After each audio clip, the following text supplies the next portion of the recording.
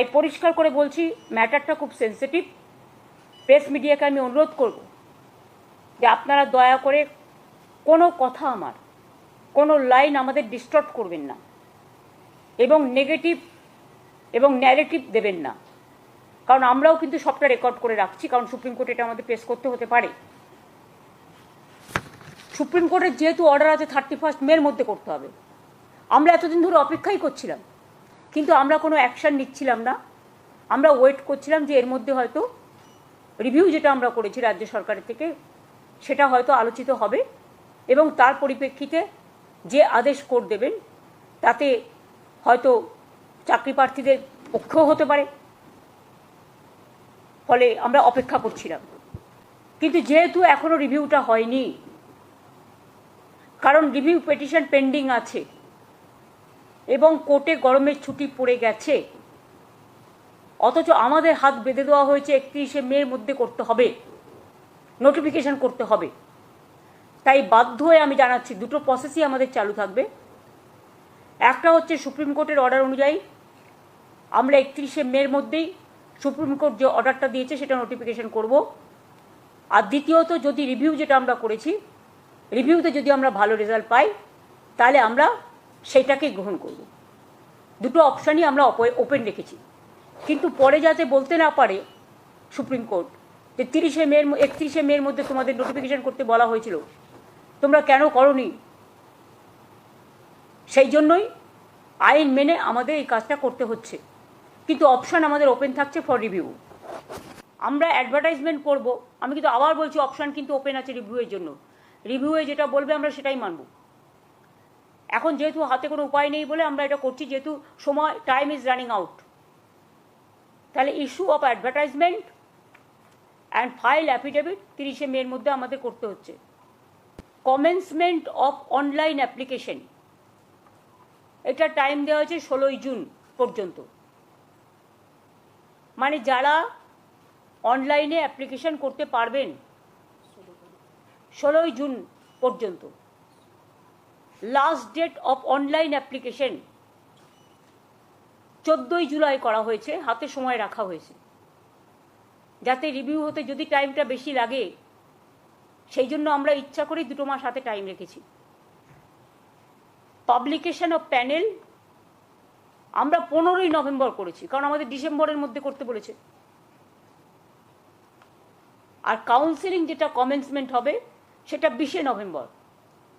আমরা চাইছি নভেম্বরের মধ্যেই, যদি রিভিউতে কিছু বিচার না হয় তাহলে আমরা নভেম্বরের মধ্যেই কাউন্সিলিং করে টোটালটা করে দেব। এখানে যা হয় সিস্টেম অনুযায়ী, যেহেতু কোর্ট বলে দিয়েছে, আমরা কিন্তু বলছি না, এটা কোর্টের order. Written test, scrutiny, challenge, result publication, interview etcetera shall be completed in the mean time.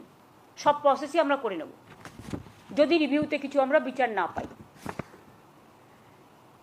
Advertisement যেটা করা হবে, advertisement may be made for the 24,203 such posts which have been deemed to be vacant।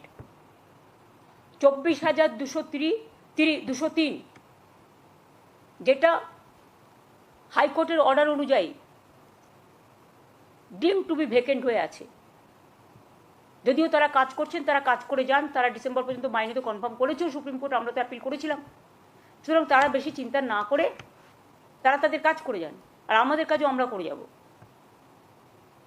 Additional তাছাড়াও এই 24,203 জন teacher যেটা vacant আছে সেটা সব মিলিয়ে, তাছাড়াও আরও অ্যাডিশনাল আমরা কিছু ভ্যাকেন্সিস ক্রিয়েট করেছি, কারণ আমাদের অনেক খালি পোস্ট আছে, আমি আপনাদের আগেই বলেছি। 11,517 ভ্যাকেন্সিস ফর 9 and 10, এটা অ্যাডিশনাল, এবং 6,912 ফর 11 and 12 টিচারদের জন্য এক্সট্রা পোস্টও করা হচ্ছে। আর 571 জনের জন্য গ্রুপ সি এবং 1000 গ্রুপ ডির জন্যও করা হচ্ছে। তাহলে total vacancies propose to filled up 44,203। মোট ভ্যাকেন্সিজ 44,203। ক্লাস 9-10 চাকরিহারাদের নিয়ে 23,212। ক্লাস 11-12 চাকরিহারাদের নিয়ে 12,514। Group C 2,989। Group D 5,488। এটা রাখা হয়েছে। যারা চাকরি করে এসছেন অথচ বয়স পেরিয়ে গেছে, এরকম তো অনেক কেস আছে। ধরুন ওদের একটা এজ লিমিট আছে, যারা অ্যাপ্লিকেশন করবেন এই চাকরির জন্য, চাকরিহারাদের চাকরি পাওয়ার ক্ষেত্রে, সেখানে তাদের একটা এজ রিল্যাক্সেশন করা হবে, অর্থাৎ তারা যেন প্রত্যেকেই পরীক্ষায় বসতে পারে, বয়সের জন্য সেটা আটকাবে না। তাছাড়াও আমরা আর একটা অ্যাডভান্টেজ দেবো, সেটা ডিটেলস এখনও তৈরি হয়নি। যারা কাজ করেছেন এতদিন তাদের একটা এক্সপিরিয়েন্স অ্যাডভান্টেজও আমরা দেব, যাতে তারা তাদের কর্মস্থানে থেকে যেতে পারে।